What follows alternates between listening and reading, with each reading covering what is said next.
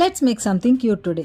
First లుక్లో ఇది ఒక చిన్న మష్రూమ్ లాగా కనిపిస్తుంది, but actually it is a lip balm holder. నేను ఇది ఎలా చేశానో చూపిస్తాను. I started with some an and my crochet hook.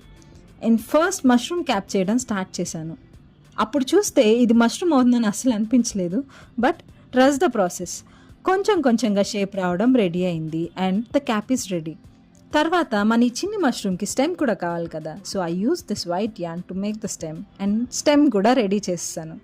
తర్వాత హ్యాంగింగ్ చైన్ యాడ్ చేశాను బికాస్ నాకు బ్యాగ్కి అటాచ్ చేసుకునే ఆప్షన్ ఉండాలి అని అనిపించింది. ఇప్పుడు పౌచ్కైనా హ్యాండ్ బ్యాగ్కైనా ఈజీగా అటాచ్ చేసుకోవచ్చు. And once all the pieces are ready, it's time to put everything together. Honestly ఈ పార్ట్ నాకు చాలా నచ్చుతుంది బికాస్ సెపరేట్గా ఉన్నప్పుడు జస్ట్ పీసెస్ లాగా ఉంటాయి, కానీ అసెంబుల్ చేసినప్పుడు యాక్చువల్ ప్రాజెక్ట్గా కనిపించడం స్టార్ట్ అవుతుంది.